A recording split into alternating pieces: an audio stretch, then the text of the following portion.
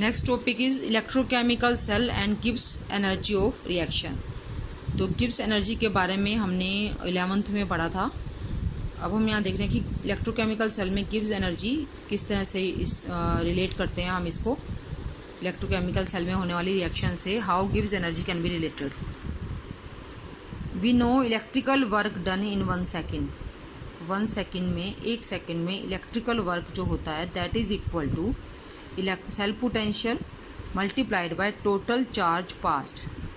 Total कितना charge pass हुआ, ठीक है। टोटल जो चार्ज पास है वो डिपेंड करता है नंबर ऑफ इलेक्ट्रॉन्स ट्रांसफर्ड। जैसे हमने यहाँ पर देखा इस इक्वेशन में, इस केमिकल इक्वेशन में कि जो टोटल जो इलेक्ट्रॉन्स हैं जो इसमें ट्रांसफ़र हो रहे हैं वो 2 हैं, ठीक है। तो charge, how much charge, 1 electron, अगर 1 इलेक्ट्रॉन ट्रांसफ़र होता है तो total charge pass is 96,487 Coulomb's.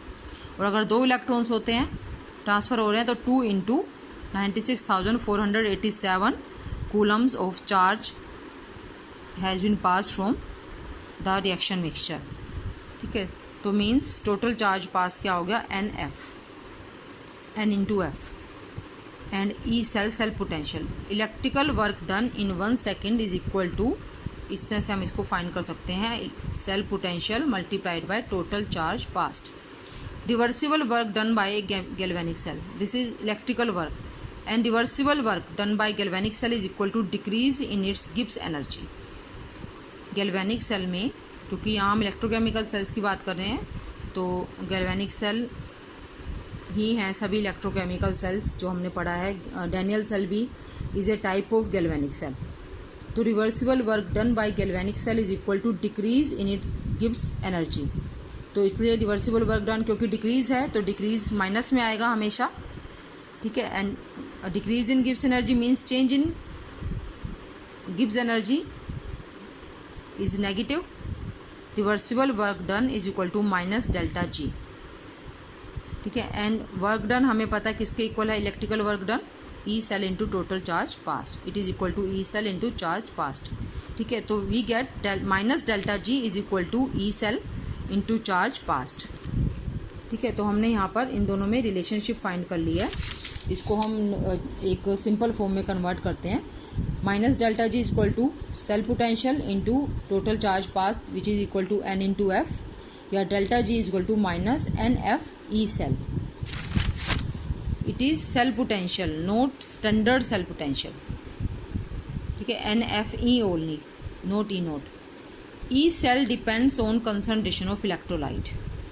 जो सेल पोटेंशियल है वो इलेक्ट्रोलाइट्स की कंसंट्रेशन पर डिपेंड करता है। हमने अभी लास्ट टॉपिक में भी पढ़ा है कि कंसंट्रेशन ऑफ इलेक्ट्रोलाइट अगर यूनिटी है तो डैनियल सेल का जो स्टैंडर्ड सेल पोटेंशियल है वो 1.1 वोल्ट है। लेकिन अगर इलेक्ट्रोलाइट्स की कंसंट्रेशन चेंज होती है तो वो सेल पोटेंशियल उसका स्टैंडर्ड सेल पोटेंशियल के इक्वल नहीं रहता, बल्कि उससे डिक्रीज़ होना शुरू हो जाता है, 1.1 वोल्ट से कम होना शुरू हो जाता है। तो इसलिए वहाँ से हम इसको रिलेट कर सकते हैं कि cell potential depends on concentration of electrolyte. So it is an intensive parameter, intensive property है ये कि सॉल्यूशन के कंसंट्रेशन पर डिपेंड करती है। लेकिन जो गिब्स फ्री एनर्जी चेंज है it depends on charge past, ये कितना चार्ज पास हुआ उस पर डिपेंड करता है, means value of N F, या हम कह सकते हैं एन, क्योंकि एफ तो कांस्टेंट है। Gibbs free energy change depend on charge past, and what is charge past, that is an F. और इसमें एफ क्या है, एफ कांस्टेंट है। तो ultimately Gibbs free energy change depends on number of electrons transferred, ठीक है। अगर हम ये इक्वेशन लिखते हैं, डैनियल सेल को हम इस तरह से लिख रहे हैं जो जनरली हम लिखते हैं, तो इसमें n इक्वल टू 2, तो यहाँ पर डेल्टा जी हो जाएगा माइनस n की वैल्यू 2 हो गई, माइनस 2 एफ ई सेल। लेकिन अगर हमने इसको डबल कर दिया, पूरी जो इक्वेशन है इसको 2 से मल्टीप्लाई कर दिया, तो ये हो गया 2 zinc solid plus 2 copper ions gives 2 zinc ions and 2 copper solid. तो यहाँ पर टोटल इलेक्ट्रॉन्स ट्रांसफर्ड कितने हैं फॉर दिस रिएक्शन, हम इसको 2 से ही मल्टीप्लाई करके लिखेंगे। ऐसा नहीं है कि सारा 2 से मल्टीप्लाई हो रहा है तो हम इसको 2 से डिवाइड कर दें। हमने इसको 2 से ही मल्टीप्लाई करके लिखा है फिलहाल, देखने के लिए, इसको समझने के लिए कि how delta G depends on number of electrons transferred in the reaction. तो total for 1 when 1 mole of zinc was oxidised total number of electron transferred was 2। लेकिन जब 2 मोल्स इसके ऑक्सीडाइज हो रहे हैं तो total number of electrons transferred is 4, या इसलिए डेल्टा जी हो जाएगा -4Fe। ठीक है, तो इसलिए डेल्टा जी जो है दैट इज एक्सटेंसिव पैरामीटर, जो कि नंबर ऑफ इलेक्ट्रॉन्स पर डिपेंड कर रहा है, सॉल्यूशन की कंसंट्रेशन पर डिपेंड नहीं कर रहा है।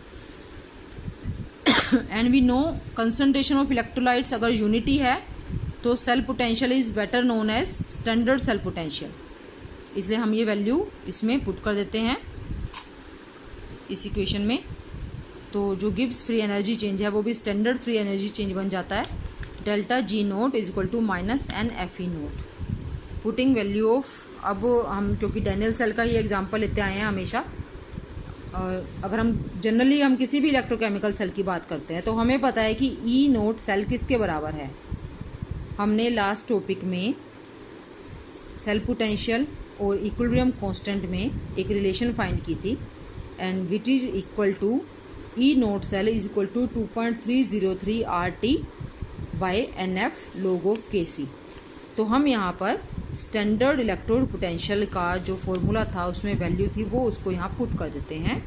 We get delta G naught is equal to -NF, ये NF, and E note cell की वैल्यू हमने रख दी, NF got cancelled, and we get delta G naught is equal to -2.303 RT log Kc। This is another important formula, ये एक दूसरा important formula है, इसको भी हमें ध्यान रखना है क्योंकि इससे रिलेटेड क्वेश्चंस भी आते हैं, तो इसलिए हम एक एग्जांपल भी ले लेते हैं इसी से रिलेटेड।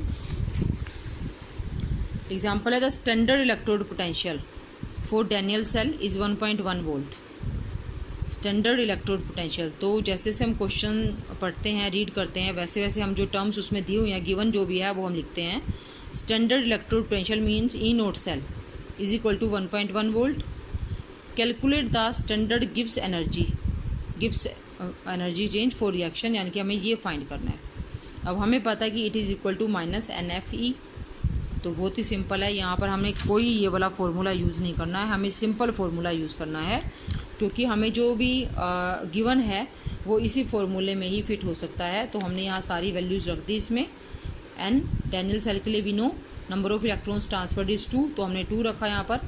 एफ की वैल्यू 96,487 और E is given, E nought हम यहाँ लिखेंगे, E note cell, E nought is 1.1, we get -21,227 joule per mole. ये माइनस में इसलिए है क्योंकि डिक्रीज़ हो रहा है, गिब्स फ्री एनर्जी में डिक्रीज़ हो रहा है, इसलिए ये माइनस में है। अदरवाइज़ जो एनर्जी है वो माइनस में हम नहीं लिखते हैं, डिक्रीज़ को ही हम माइनस से दिखाते हैं, या फिर आप इसको किलो जूल में भी कन्वर्ट कर सकते हो। ये हो जाएगा 21.227 किलो जूल पर मोल। ठीक है, तो ये सिंपल एक न्यूमेरिकल था, आप इससे रिलेटेड और न्यूमेरिकल्स भी कर सकते हो, ट्राई कर सकते हो प्रैक्टिस के लिए। Next topic is conductance of electrolytic solutions. Conductance of electrolytic solutions. अब हम इलेक्ट्रोलिटिक सॉल्यूशंस की कंडक्टेंस की बात करते हैं कि जो इलेक्ट्रोलिटिक हमारे सॉल्यूशंस हैं, जब हम ऑक्सीडेशन हाफ सेल की बात करते हैं या हम रिडक्शन हाफ सेल की बात करते हैं तो उसमें हम इलेक्ट्रोलाइट लेते हैं। ठीक है, और इलेक्ट्रोलाइट की कंसंट्रेशन पर हमारा पूरा जो वोल्टेज है काफ़ी ज़्यादा वो डिपेंड करती है। तो इलेक्ट्रोलिटिक सेल्स जो सॉल्यूशंस हैं वो अपने में से इलेक्ट्रिसिटी उसमें से कितनी पास हो सकती है, ठीक है, तो हम यहाँ पर हम वो स्टडी करेंगे। तो ये एक बहुत अभी स्टार्टिंग में कि जस्ट इंट्रोडक्शन है जो हम 9th 10th में जो हम कर चुके हैं, रेजिस्टेंस रिलेटेड ओम्स लॉ हमने किया हुआ है। We know very well about resistance. ठीक है, हम रेजिस्टेंस के बारे में जानते हैं, which is denoted by capital R। It can be measured for any substance using Wheatstone bridge. Wheatstone bridge के बारे में आप फिजिक्स में अच्छे से पढ़ेंगे इसको। तो अगर हमें रेजिस्टेंस फाइंड करनी है किसी भी सब्सटेंस की, किसी भी मटेरियल की या किसी भी ऑब्जेक्ट की, तो हम व्हीटस्टोन ब्रिज से फाइंड कर सकते हैं। We know resistance of any object R is proportional to length of object. ये हमने किया था कि रेजिस्टेंस किसी भी सब्सटेंस का, जैसे एक वायर है, उसका जो रेजिस्टेंस है वो उसकी लेंथ के प्रोपोर्शनेट में है। जैसे कि हम ये वायर है मींस अगर, तो जो इसके अंदर से जो रेजिस्टेंस होगा, ये जो रेजिस्टेंस ऑफर करेगा इलेक्ट्रिसिटी को, तो वो डिपेंड करेगा इसकी लेंथ की। अगर हम इसकी लेंथ को कम कर देते हैं, हमें कैप उतार कर इसकी लेंथ को कम कर देते हैं, तो इसका जो रेजिस्टेंस है वो भी कम हो जाएगा। First is this. और सेकंड क्या है, resistance of any object is inversely proportional to area of cross section of object. Area of cross section क्या है, ये है एरिया ऑफ, ये है क्रॉस सेक्शन है ये, ठीक है। और इसका जो एरिया है, अगर ये सर्कल में है तो सर्कल का एरिया, अगर ये स्क्वायर में है तो स्क्वायर का, रेक्टेंगल में है तो रेक्टेंगल का। मोस्टली हमारी जो वायर्स हैं वो सिलेंड्रिकल होती हैं, इसलिए उनका area of cross section square circle में होता है, तो that is pi R square. Means resistance of any object is directly proportional to length of object and inversely proportional to area of cross section of object. तो इसलिए R is proportional to L by A। तो हम ये proportionality का sign हटाते हैं तो we gate रो, इसको हम रो से बुलाते हैं RH rho into L by A। And what is rho, rho is resistivity, rho is known as resistivity. We know, हमें पता है कि R की जो यूनिट्स हैं वो हैं ओम, इसका ये सिंबल है, हम इस सिंबल से भी लिख सकते हैं और ओम भी लिख सकते हैं। तो हम यहाँ से रेजिस्टिविटी की यूनिट्स फाइंड कर सकते हैं। रेजिस्टिविटी की यूनिट्स क्या होंगी, रेजिस्टिविटी की यूनिट्स होंगी ohm metre. Resistivity is equal to R into A by L and it is equal to, units are equal to ohm metre, ठीक है। अब अगर हम रेजिस्टिविटी को डिफाइन करना चाहें तो हम ये कर सकते हैं कि area of cross section of object is 1 metre square and length is 1 metre, then resistivity of object is equal to its resistance, ठीक है। When A is equal to 1 m square, 1 meter square and length is equal to 1 meter, resistivity becomes equal to resistance. Resistivity of a substance of 1 meter length and area of cross section 1 meter square is equal to resistance of this substance. क्या तो इसको अच्छे से यहाँ तक अगर आपको समझ आ जाता है तो उसके क्योंकि रेजिस्टेंस पता होगा हमें अच्छे से, तभी हम कंडक्टेंस के बारे में कर पाएंगे। अब कंडक्टेंस क्या है, अगर कोई ऑब्जेक्ट रेजिस्टेंस ऑफर कर रही है किसी इलेक्ट्रिसिटी को, उसमें से पास होने वाली इलेक्ट्रिसिटी को रेजिस्टेंस ऑफर कर रही है, तो हम ये बता सकते हैं कि वो कंडक्ट कितना करेगी इलेक्ट्रिसिटी को, क्योंकि conductance is inverse of resistance. Conductance is represented by G, capital G is equal to 1 by R and R की हम यहाँ पर जो हमारा फॉर्मूला है वो हम पुट करते हैं, R is equal to rho L by A। तो putting the values we get G is equal to A divided by rho L, ठीक है। एंड यहाँ पर हमारे पास एक नई टर्म आ जाती है 1 बाय रो के लिए। 1 रो इज रेजिस्टिविटी, जैसे R resistance and its inverse is conductance, वैसे ही rho is resistivity and its inverse is conductivity. तो हम एक नई टर्म यहाँ पर इंट्रोड्यूस करते हैं, 1 by rho is equal to conductivity या specific conductance and it is represented by kappa, इसको बोलते हैं kappa, K is pronounced as kappa. और ये स्मॉल k है, बहुत ही स्मॉल, k से थोड़ा सा अलग सा इसका बनावट है, तो हम ये यहाँ पर पुट करते हैं, we get G is equal to kappa into A by L। तो जैसे हमने रेजिस्टिविटी की यूनिट्स फाइंड किए हैं वैसे ही हम कंडक्टिविटी की यूनिट्स भी फाइंड कर सकते हैं। वी गेट कंडक्टिविटी की units ohm inverse, metre inverse. Ohm inverse is unit of G यानी कि conductance, and it is also ohm inverse जो है उसको हम सीमन भी लिखते हैं, S से, सीमेंस, ठीक है। तो अब हम देखते हैं कि कंडक्टिविटी किसी भी सब्सटेंस की किस किस चीज़ पर डिपेंड करती है। Conductivity of substance depend on nature of material. एक तो ये मटेरियल के नेचर पर कि वो किस सब्सटेंस का है। जैसे आपको पता है कि कंडक्टिविटी जो है कॉपर वायर्स की, कॉपर की काफ़ी ज़्यादा होती है, इसलिए जो इलेक्ट्रिकल वायर्स हैं वो कॉपर की बनाई जाती हैं। वैसे सबसे ज़्यादा कंडक्टिविटी सिल्वर की होती है, तो इसलिए नेचर ऑफ मटेरियल पर डिपेंड करती है conductivity. Second thing temperature and third is pressure. ये वो हैं कि जिन पर हम मेजरमेंट्स कर रहे हैं, जिस टेम्परेचर और प्रेशर पर मेजरमेंट्स की जा रही हैं कंडक्टिविटी की, उन पर भी conductivity of a substance depends.